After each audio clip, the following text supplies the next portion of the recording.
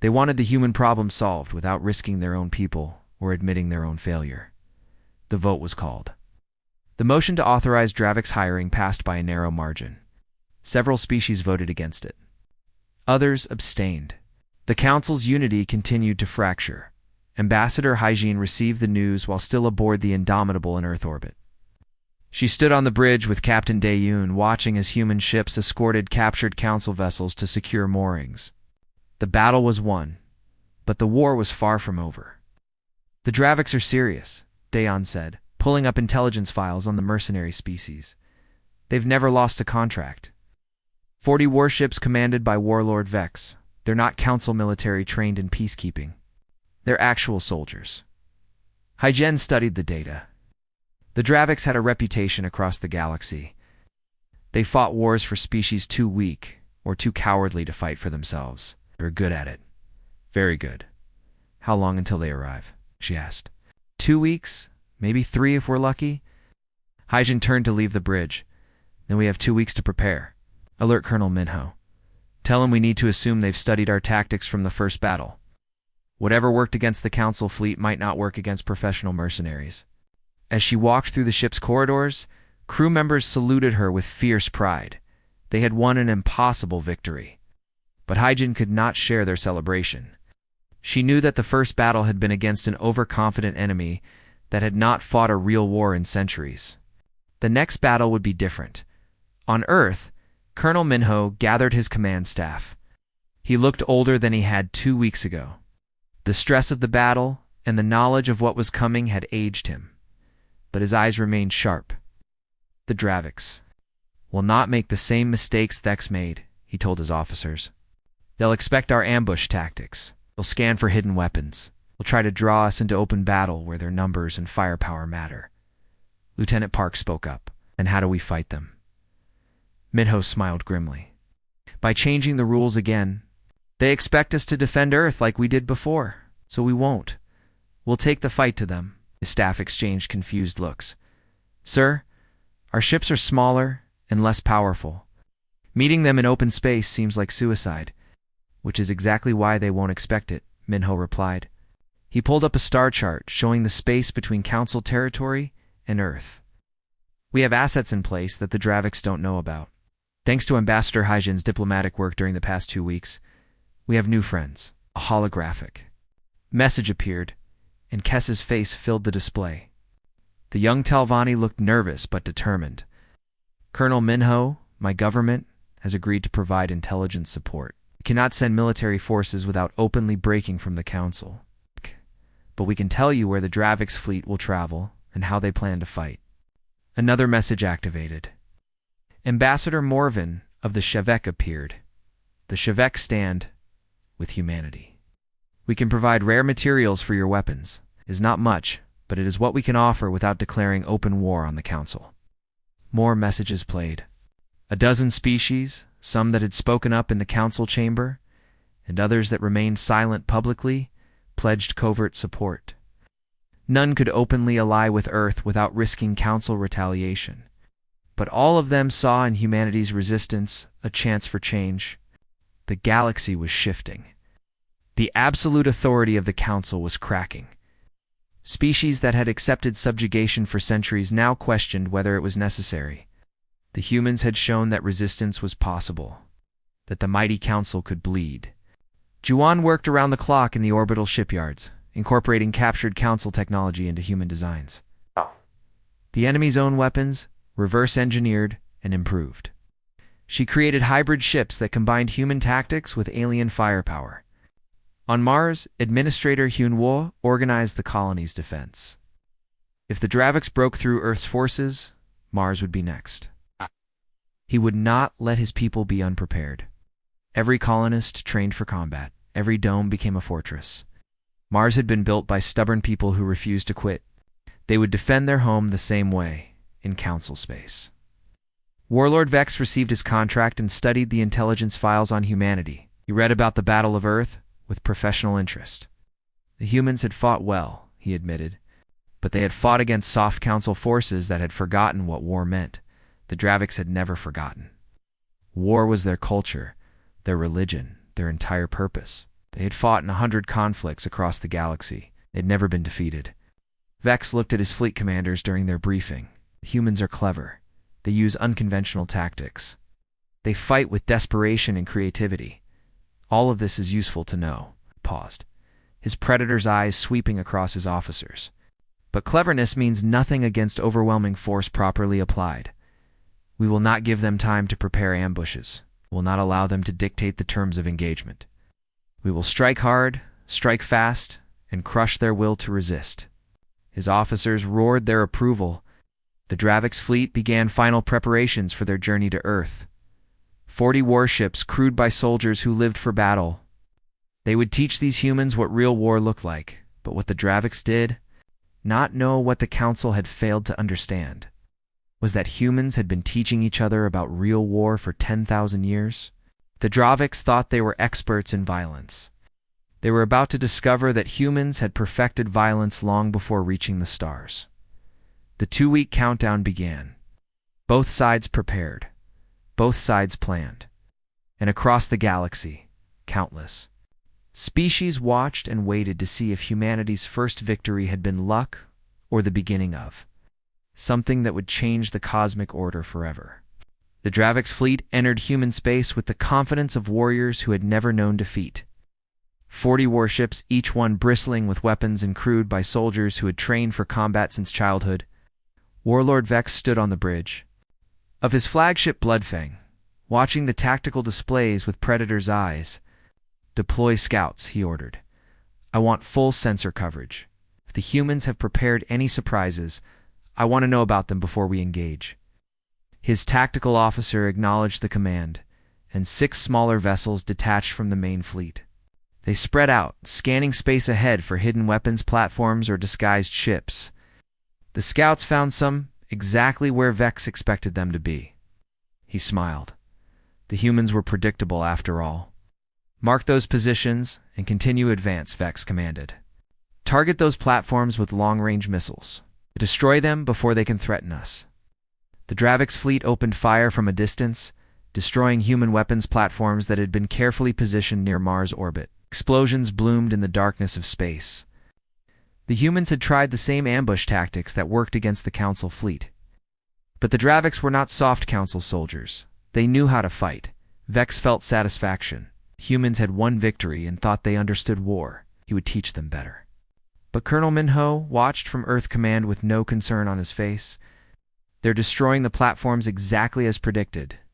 Move to Phase 2. The destroyed weapons platforms had served their purpose. They were never meant to stop the Dravix. They were bait." While Vex's attention focused on eliminating the obvious threats, the real human fleet maneuvered into position behind the Dravix advance. Captain Dayun commanded the Indomitable along with 30 other human warships. These were not the same vessels that fought the Council fleet. Jiwan's engineering teams had worked miracles in 2 weeks, incorporating captured Council technology. The human ships now matched Dravix firepower while maintaining their speed advantage. All ships maintained stealth protocols, Dayon ordered. "Let them think they've won. When they reach Mars orbit, we hit them from behind." But Dayon's squadron was not the only surprise. Hidden among the asteroids between Mars and Jupiter, another force waited. Ships from the Talvani, small craft from the Shevek, even a handful of vessels from other species who had quietly decided to support humanity. Kes commanded. The Talvani contingent from her small cruiser Pathfinder.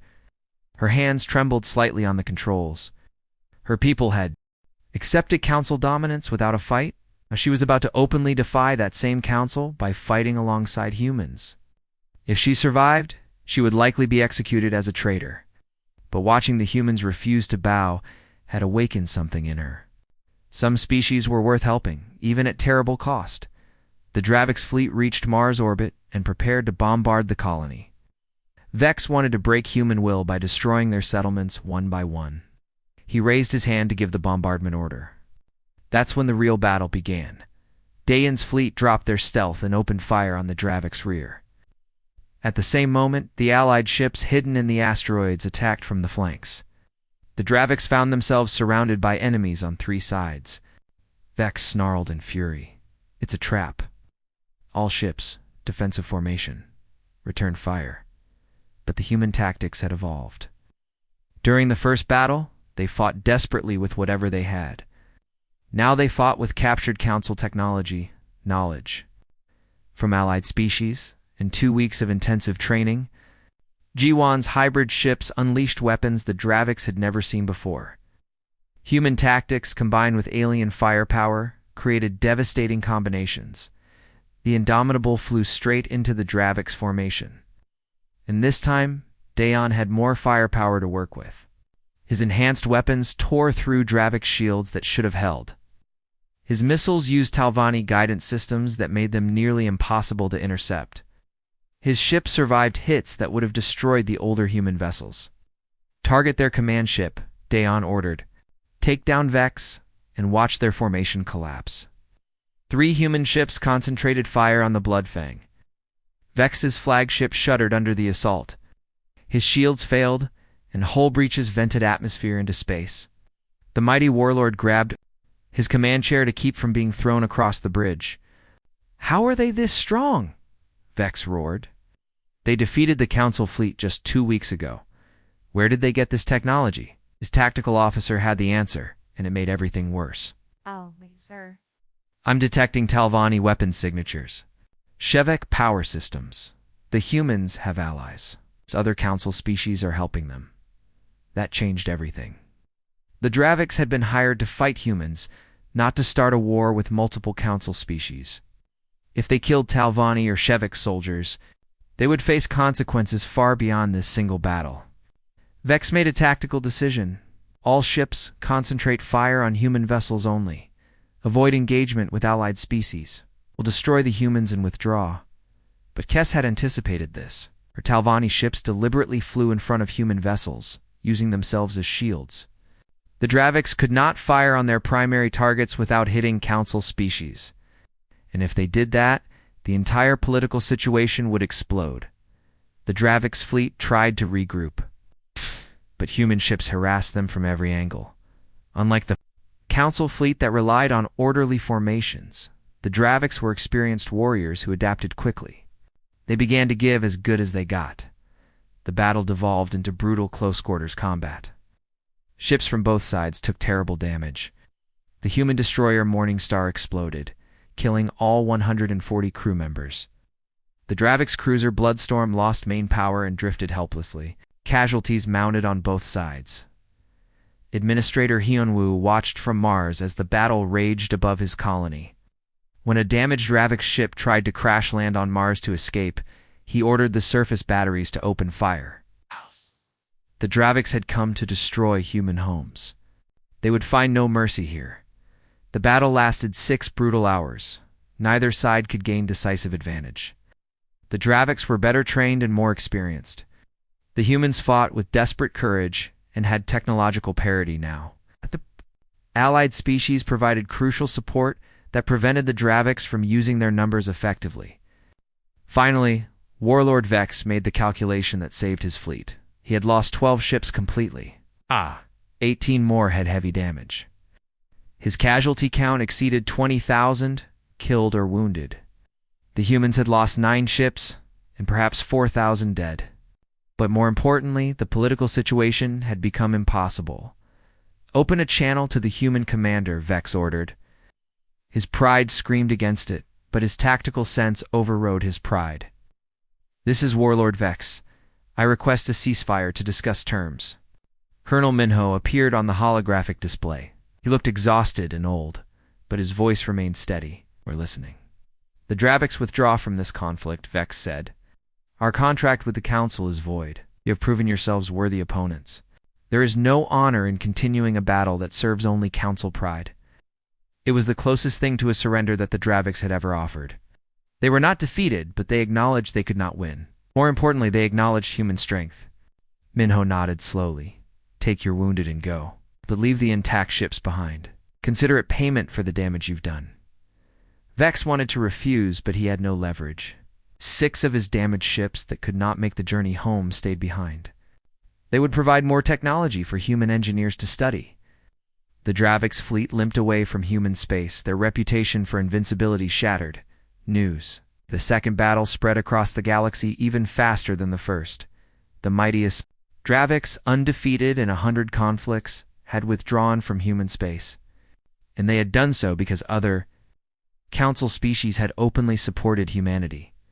The political earthquake hit Council Station 7 within hours. Thros tried to call another emergency session, but half the council members refused to attend. Species that had supported hiring the Dravix now faced internal revolts. Their own people asked why they were fighting humans who had done nothing except refuse subjugation. Rethus, ever the pragmatist, saw the reality. The council, as it existed for 3,000 years, was finished. Either they adapted, or they would tear themselves apart. He contacted Ambassador Hajin directly, bypassing all official channels. "We need to talk," Rethus said, "not as enemies. As leaders who want to prevent more bloodshed." The negotiations took 3 weeks. Hajin represented humanity. Rethus represented the council, though his authority grew more questionable each day. Kess and Ambassador Morvin served as mediators, presenting species who wanted change but feared chaos. The final agreement shocked the galaxy. Humanity would join the Galactic Council not as subjects but as full members with equal voting rights. The tribute system that had oppressed younger species would be reformed. Species could choose their level of council integration rather than having terms imposed. It was not perfect. Older species grumbled about losing their privileged position. Some younger species demanded more changes. But it was a beginning. A recognition that the old order could not continue. 6 months later, Ambassador Hijin stood in the council chamber for the 3rd time. But now she stood at her own platform, equal to all others. Captain Dayun watched from the observation gallery, proud of what humanity had accomplished. Hajin gave her first speech as a full council member. She spoke about cooperation and mutual respect, about the benefits of unity without domination, about humanity's desire to contribute to galactic civilization as partners, not subjects, but she ended with a warning that echoed through the chamber. Humanity extends friendship to all who offer it in good faith. We will contribute our knowledge, our strength, and our perspective, but we will never again accept threats to our freedom. We proved we can defend ourselves. We prefer peace, but we are prepared for war. Remember this, and let us build a better future together. The chamber remained silent for a long moment. Then Kess began to applaud. Morvin joined her. Other species followed. Not all of them, but enough. The old council was dead. Something new was being born. On Earth, Colonel Minho watched the speech from his retirement home in the mountains. He had resigned from the military after the battles, his work complete. He sipped tea and allowed himself a small smile. Humanity had claimed their place among the stars, not through conquest, but through the simple refusal to bow. In orbit, Giwan continued her work in the shipyards. She was designing the next generation of human vessels, combining the best of human innovation with alien technology. Ships that would explore the galaxy, protect Earth, and remind everyone that humanity belonged here. On Mars, Administrator Hyunhwa watched children play in the colony domes. They had been born on Mars and would never see Earth except through view screens. But they would grow up free, citizens of humanity in the galaxy, owing subjugation to no one. The galaxy had learned a hard lesson. Power did not come solely from ancient civilizations or advanced technology. It came from the will to resist injustice, the courage to stand against overwhelming odds, and the stubborn determination to remain free.